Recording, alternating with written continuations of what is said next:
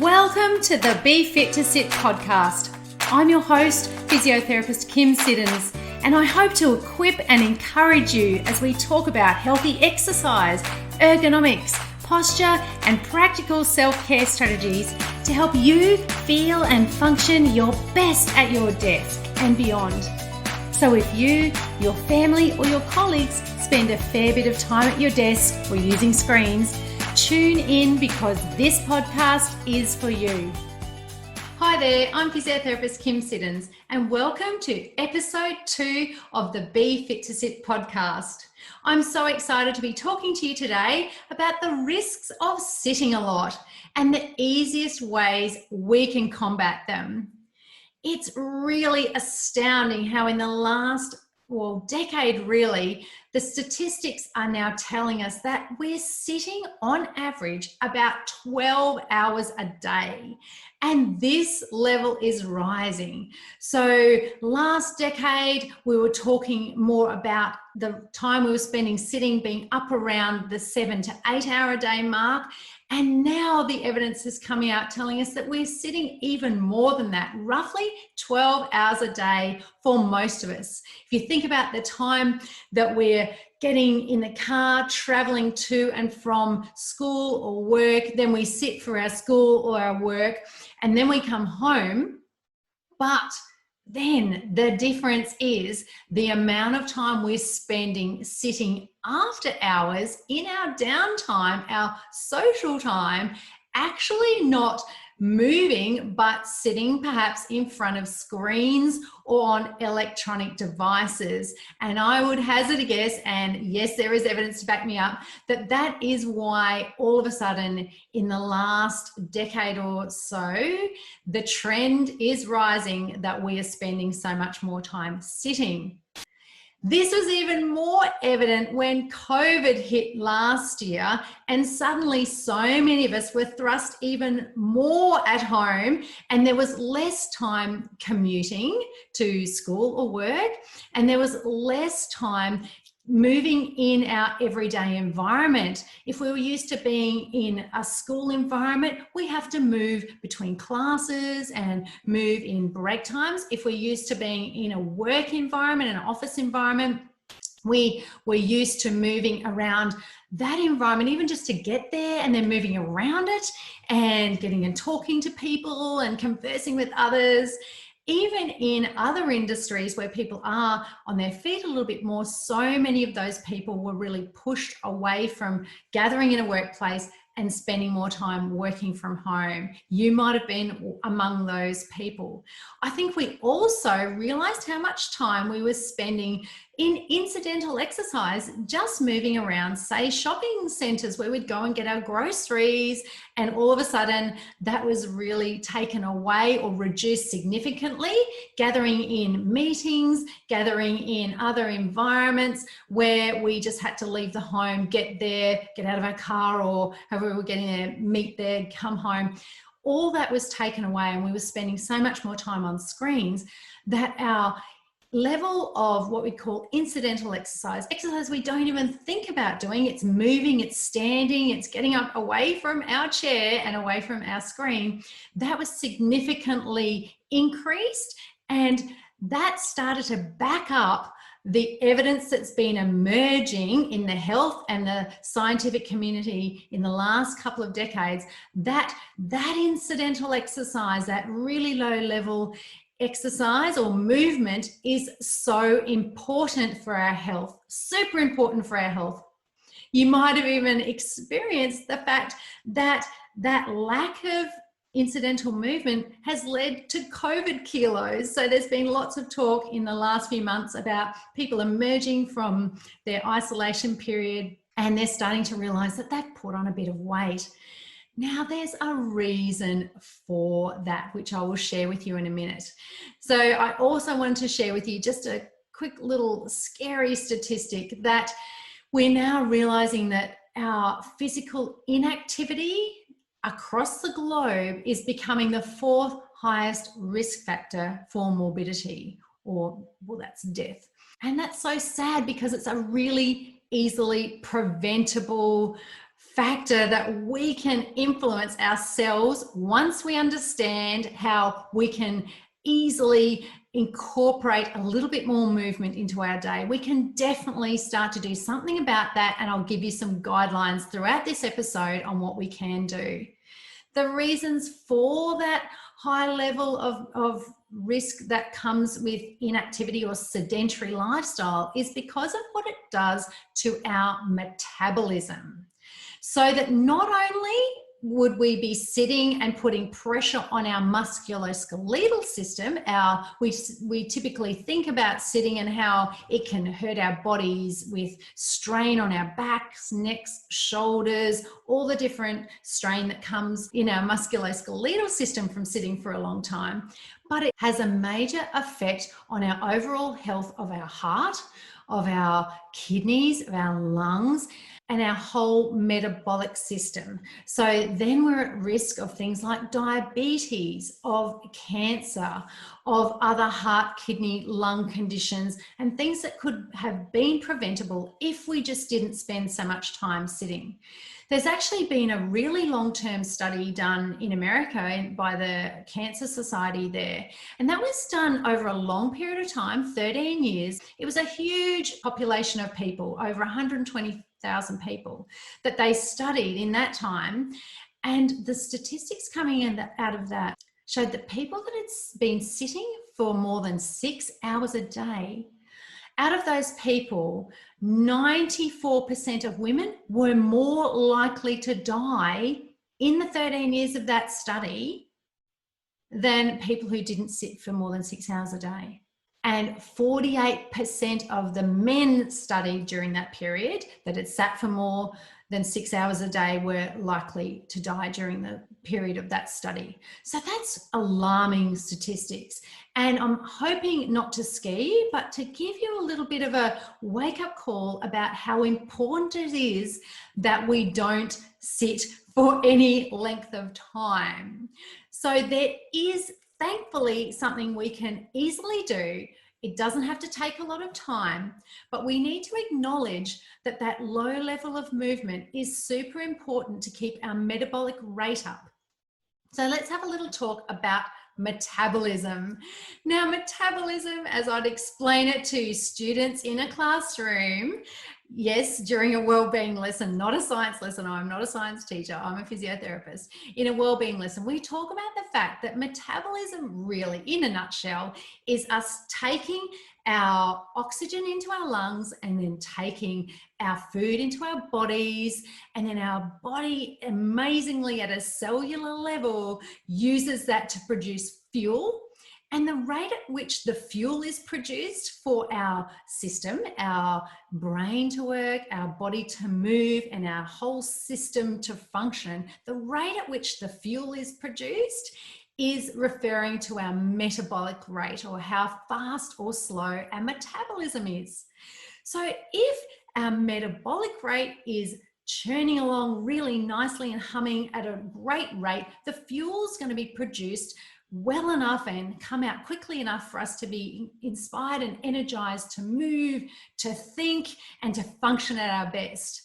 But when our metabolism has slowed right down, then we start to feel sluggish in our body because our fuel isn't being produced at a quick enough level for us to really feel great. So our movement is not so efficient. Our brain is definitely not working as efficiently as it should be. And we feel overall really lethargic, really tired. And that's why after we've been sitting for a long time, we start to feel really tired. I often say to kids in a classroom, who's ever fallen asleep at their desk? Or who's ever fallen asleep in the car? Or who's ever fallen asleep in front of the TV? Lots of us have, I'm sure.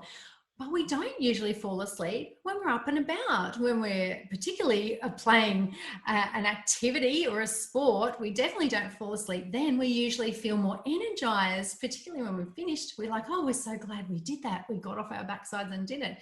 But when we've been sitting for more than an hour, our metabolism slows right down. And so it's not functioning so well. So having now thought about the fact that if we're sitting hours and hours and hours on end, that just creeps into even a greater perspective where the slow rate of metabolism is compounded and we start to function at an even slower rate. And that lower level of metabolism can be what really compounds and impacts on our health, because day after day, if we're sitting for more than an hour without moving, our metabolism is getting used to being so much slower. I often have people saying, oh, why do I feel so yuck in the afternoon, that afternoon slump?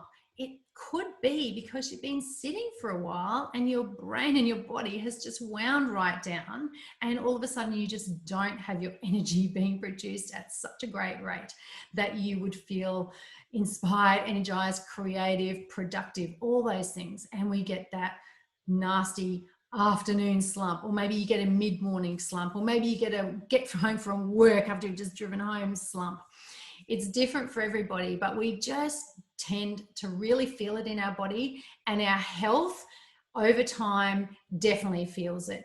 And we would often see it in weight gain, and we'd often feel it in lower energy levels and more strain on our body. So our brain, our body, our overall health, it's detrimental for us to sit more than an hour. Now, there's an amazing professor, Professor Alan Hedge in the UK, who's done so much research into what happens when we sit. And he's really found that the best way for us to combat this side effect, this unhealthy side effect of sitting long term and for hours and hours on end, is to move a little bit and move often, to change positions. There's a lot of people researching this, but he's got a huge body of work out there. So you can look up Professor Alan Hedge, and he has really come up with what I find is a great little guideline for us just to take on board us about how often we should be sitting, standing, and moving. And he's put it into a little cycle that helps us to really just have a quick little thing that we can refer to when we want to understand how often we should sit, stand, and move. Because let's face it, sitting is important. We do our best work at sitting often because we're conditioned to be able to focus really well when we're sitting, and also to be able to use our postural muscles well for typing. And setting ourselves up well is a topic for another day. But when we've been sitting for about 20 minutes, that is the optimal amount of time for sitting. Then if we've got an option to stand for 8 minutes, that's even better, because we can sit for 20 and focus, then we can stand for 8. Now, this is where sit to stand workstations come into their fore and are amazing for you to be able to quickly and easily just lift your station, whether it's electronically or physically, or shift where you're at to a standing station, to be able to then stand for about 8 minutes. And then the last part of that half-hour cycle would be to move for 2 minutes. So if we look at the overall cycle, it's for every half hour, we should sit for 20 minutes, stand for 8 minutes, and move for 2 minutes. And I love to sort of sum that up for people, because it's often not very easy for us to sit, stand, and move that often. But even if you just do 2 minutes of movement every half hour, that's going to help you boost your brain and your body to get the best out of your body and your mind, so that you feel and function your best at your desk. So have a little think about how you tend to work at your best. Are you tending to sit more? Do you tend to stand more than that? Do you tend to move much at all throughout your day? So while that is a great gold standard, sit for 20, stand for 8, move for 10, or even if you don't have a standing option for work, even if you just do sitting in half-hour blocks and move for 2 minutes, even if you just do that and sprinkle lots of little bits of movement in throughout your day, have a think about how you might incorporate that little bit of extra movement and that little bit of extra standing into your day. How might it be feasible for you? Because we do actually have to get some work done, most of us, so we do have to spend a bit of time in focused work. And we'll talk about reminders for this in another episode. But have a little seed planted in your mind today about how you could sprinkle a little bit of movement and perhaps a little bit more standing into your everyday while you were sitting at your desk or while you were studying, while you're doing some learning. How can you just incorporate a little bit of extra movement, particularly the 2-minute movement breaks every half hour if you can, to get your body going and really break. So that's enough to break that cycle of sitting that then causes such unhealthy side effects that really add up over time. So I hope that's been a little bit inspiring for you and also enlightening about how it doesn't have to be a huge amount that you do. Just a little bit is enough to really turn around your productivity and your health, and it helps you take strain off your body, which is something that I'm so passionate about because I see so many people that have spent years adding strain to their bodies by not moving enough and not positioning themselves well enough. So it's no surprise that I actually have a little resource for you. It's a free video that I've done that are my 4 favorite desk exercises. So these are exercises that you can actually do sitting at your desk. Yes, there are ways that you can effectively move without even getting up. So getting up for your standing bit or getting up to move away from your desk is super important and it's super essential, but it's not always as feasible. You can't always get up, especially if you're in a meeting or a Zoom call, or you're doing something where it's really focused work that's necessary, or study time, or even in exams. You can't get up and away from your desk. So there are little ways that I've put together these great movements. They're specifically targeted for energizing your body and getting it moving. They're also designed to reverse the slouched posture that we tend to get into after we've been sitting for a while. So they're particularly good for opening up our chest, getting our back and our shoulders into a better position to improve our posture and our flexibility. And they also help switch on our anti-slouching muscles that is hugely pain relieving. So the exercises definitely target the pain relieving muscles at the back of your neck, shoulders and lower back area so that you can start to feel amazing and get rid of stiffness and soreness and sluggishness when you're sitting at your desk. So if you would like to grab that free resource, just head over to my website. It's www.KymSiddonsPhysio. And Kym Siddons is KymSiddons Physio, PHYSIO, all one word, KymSiddonsPhysio.com.au. Grab that free resource. I'd love to share that with you just to get you started in a couple of minutes worth of really targeted movement. They're specially designed to be able to be done at your desk quickly and easily to get the best bang for your buck in terms of movement, stretching, flexibility, and pain relief, which is what we all would love to feel so that we can really feel amazing at our desks sitting. Now, I wanted to dispel one little myth while we're at it, and I'll talk more in another episode about this, but people that tend to exercise a lot often think that their exercise they do outside of work time or study time, learning time, offsets the amount of time they spend sitting. And I'm afraid that's not true.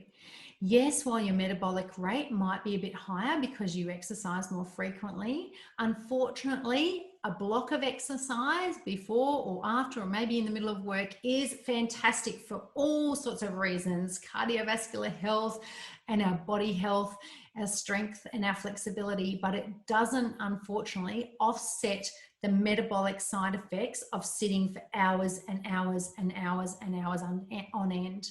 It does, of course, help with mental health as well to do that sort of exercise. It's fantastic in lots of ways, but it doesn't get you off the hook from moving more often.